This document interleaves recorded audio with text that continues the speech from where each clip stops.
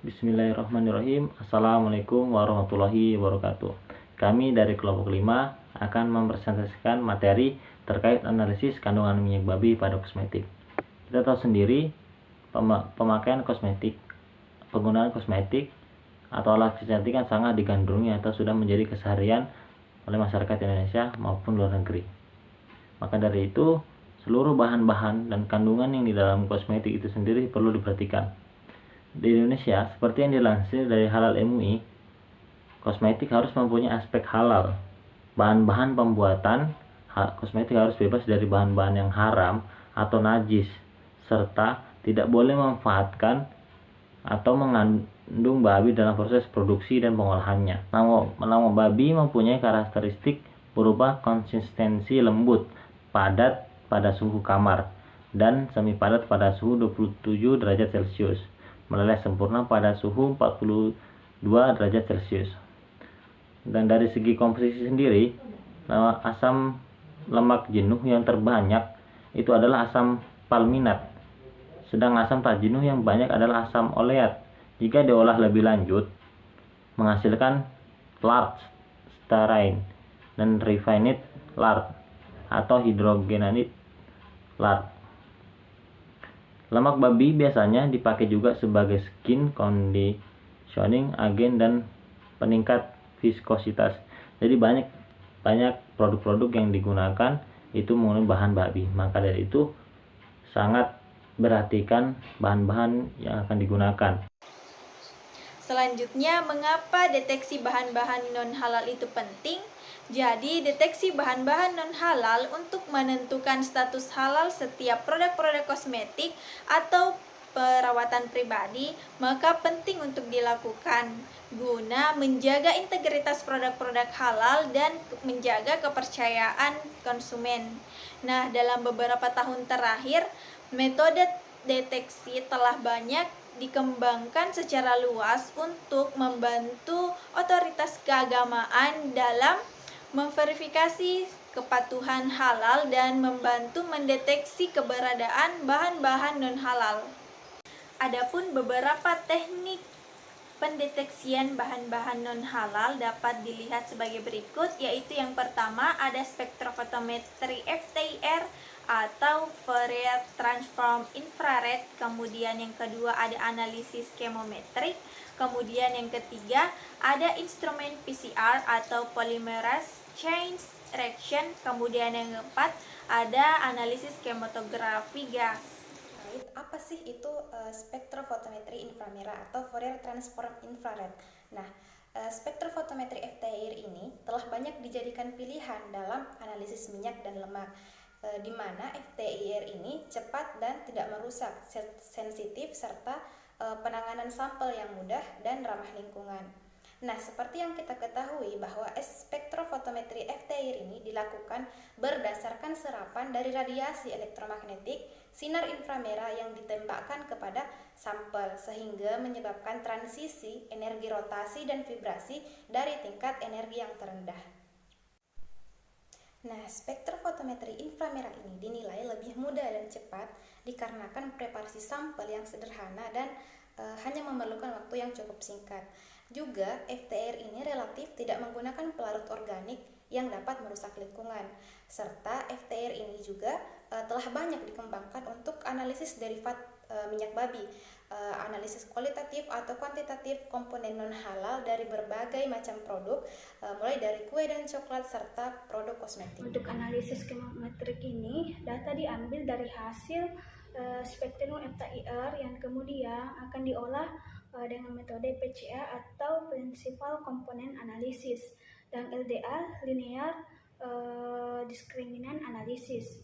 Metode PCA ini diolah menggunakan software Minitab, yang dimana metode ini merupakan analisis multivariat yang mentransformasi variabel-variabel asal yang saling berkorelasi menjadi variabel-variabel baru dan tidak saling berkorelasi dengan mereduksi sejumlah variabel tersebut, sehingga mempunyai dimensi lebih kecil, namun dapat menerangkan sebagian besar keragaman variabel aslinya. Selanjutnya itu metode LDA yang diolah menggunakan software SPSS yang mereduksi dari sejumlah bilangan gelombang yang dihasilkan menjadi tampilan 2 atau 3 dimensi, sehingga akan terlihat dengan jelas pengelompokan serta presisi dan akurasi pengelompokan dari sampel yang diuji coba. Analisis chemometrik LDA sendiri bertujuan untuk mengklasifikasi pola data minyak. Metode analisis ini mencoba untuk memaksimalkan penyebaran data-data input di antara kelas yang berbeda dan meminimalkan penyebaran input pada kelas yang sama. Contohnya, pada suatu penelitian, data yang diolah berupa puncak gelombang pada tiap-tiap sampel. Puncak gelombang tersebut diperoleh dari data hasil FTIR spektroskopi sampel dengan 3 kali pengulangan. PCR, Polymerase Chain Reaction. Polymerase chain reaction menggunakan pendekatan berbasis DNA yang spesifik, dapat direproduksi, sensitif, serta dengan waktu pemrosesannya yang cepat dan biayanya yang rendah. Kemampuannya untuk memperkuat urutan yang ditargetkan, dapat membantu dan mendeteksi wilayah minat DNA. Kemudian selain itu, real-time PCR adalah metodologi PCR lain yang diterapkan, yang menyediakan deteksi kecepatan dan deteksi yang berdasarkan waktu nyata, di mana menggunakan sistem pendeteksian fluoresensi. Sinyal fluoresensi ini digunakan untuk mengukur jumlah DNA dalam sampel. Instrumen PCR atau polymerase chain reaction dalam penelitian Mustafa et al. 2018 menggunakan PCR real time untuk mendeteksi DNA babi dalam kosmetik. Hasil yang didapat diketahui uji PCR real time berdasarkan gen mitokondria sudah memfasilitasi deteksi jumlah jejak DNA template babi di kosmetik. Studi ini juga menunjukkan bahwa ekstraksi DNA babi dari kosmetik kemungkinan besar tergantung pada jenis uji PCR real time. Khusus babi ini juga berlaku untuk deteksi bahan babi yang tersembunyi dalam produk makanan atau bisa juga digunakan untuk identifikasi keracunan makanan.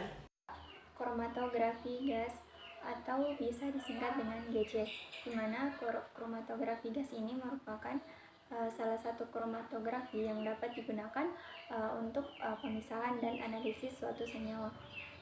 Kromatografi gas ini juga dapat digunakan untuk menguji kemurnian dari bahan tertentu atau dapat memisahkan berbagai komponen dari campuran.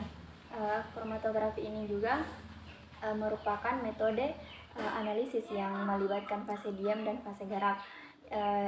Ada 2 kromatografi yang dapat digunakan, yaitu kromatografi kualitatif dan kuantitatif.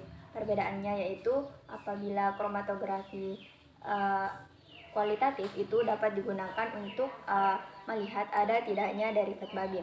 Sedangkan untuk analisis kuantitatif itu bisa dilihat ada beberapa kandungan komponen derivat babi, serta dalam untuk tujuan preparatif atau dapat penyiapan sampel yang mengandung derivat babi untuk dianalisis lebih lanjut. Berbagai teknik kromatografi menawarkan pemisahan yang cepat dan reliable untuk penentuan komponen derivat babi dalam matriks yang sangat kompleks.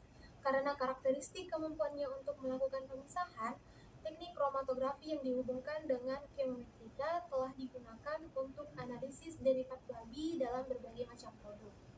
Nah, kromatografi yang sering digunakan untuk analisis derivat babi ini adalah kromatografi gas, yang dimana fase geraknya berupa gas, dan kromatografi cair, yang dimana fase geraknya berupa zat cair, dengan berbagai variasi jenis detektor dan pengembangannya.